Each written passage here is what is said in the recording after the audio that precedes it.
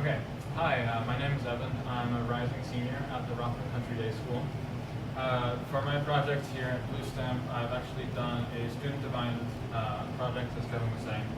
I've made this, I'm calling it the macro pad. Essentially, it is a keypad, so your computer recognizes it as a keyboard. But as you can see, there are small LED screens on the keycaps. So the icon or image or text which is on the keycaps can change depending on what function you're using the button for. So to give you an idea of just one thing that it could be used for, here I have an application which would be used for controlling multimedia, so play, pause, changing tracks, changing volume.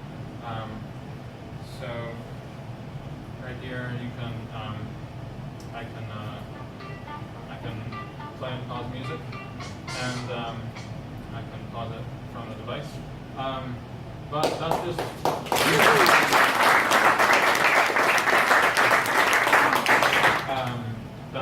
just one of the uses, and the benefit of having screens on keycaps is that these keys can not only be assigned to many different functions, but those functions can be directly represented on the keycaps through the screens. So here, you have the controls listed on the screens, or if you press this button on the bottom, which brings you to the home screen, you can have different profiles which do different things. For example, you could have one for using a text editor, where you could have things like cut, copy, paste, bold, italics, underline, stuff like that, where if you didn't have a device like this, you'd either have to go into a menu to select that, or memorize some keyboard shortcut. So the idea, the idea behind this device is to streamline the user interface of a lot of software. So either you don't have to have a lot of background knowledge, or you don't have to go through some tedious steps to use certain features of software. It's all just displayed for you, and it's a lot more intuitive.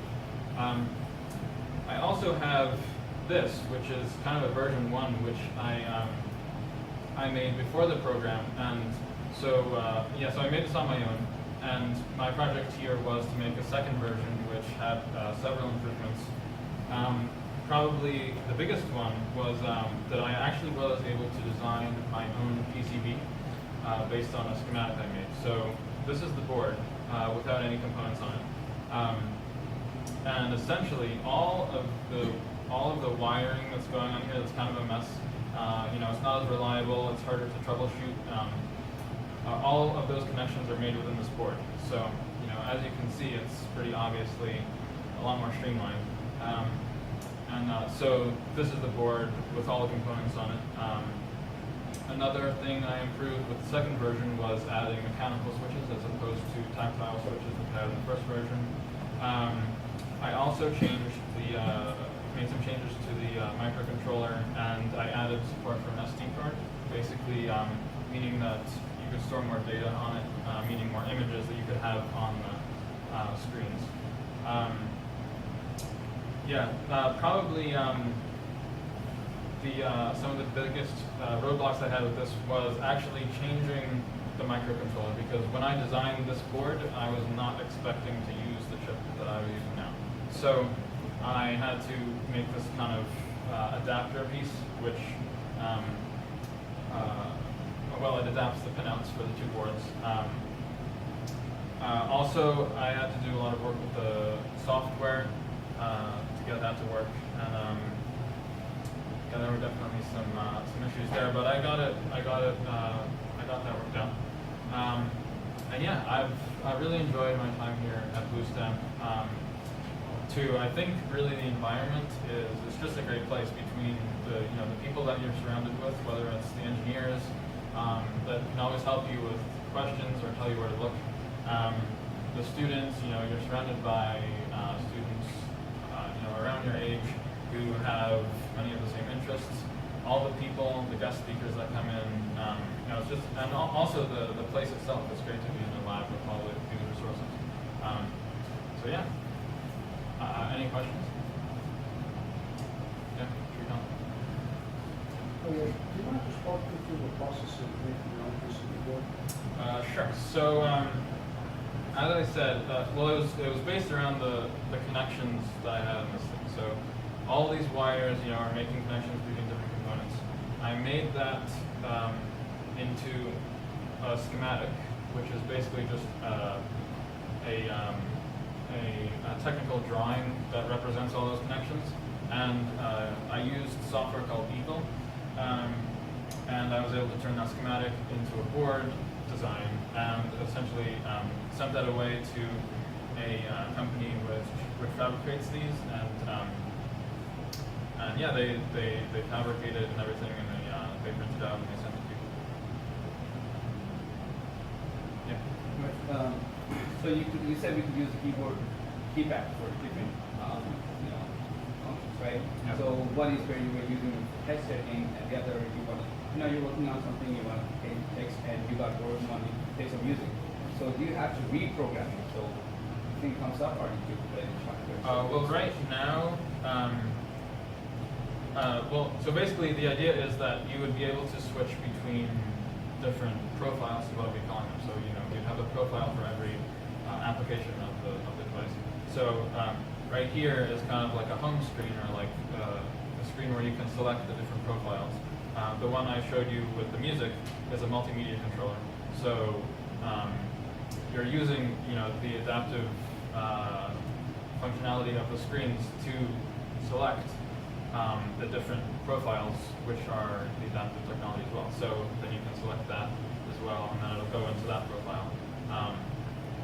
So yeah, but of course it all has to be programmed in to the chip. But once you have it all programmed, yeah, you don't have to reprogram for every. More questions. So the screens on the keypad is supposed to display this text. Text art as well. Well, the images, unfortunately, I had a bit of a squeeze in terms of the timeline because, mostly actually because of the board design. I think it's pretty understandable that something like this would take a while to go from having a design on a computer to having a board in your hand. But actually, the supplier that we used was pretty quick. But still, it was like, I don't know, maybe 2 or 3 weeks. But that meant that I didn't really start building this until quite a while into the program. So I didn't have enough time as I had hoped for to optimize the software and really get a fully in-depth demo which would have images in it. But yeah, definitely it has the support. It has an SD card slot on it, so it definitely has all the hardware for the video. Essentially, you can fit pictures on the piece so that somebody is trying to read something. Yeah. So if like I was saying, if you used it for like a text editor where you are having things like bold and italics, you would literally have an icon on like a bold icon, italics, or cut copy icons that you would of course.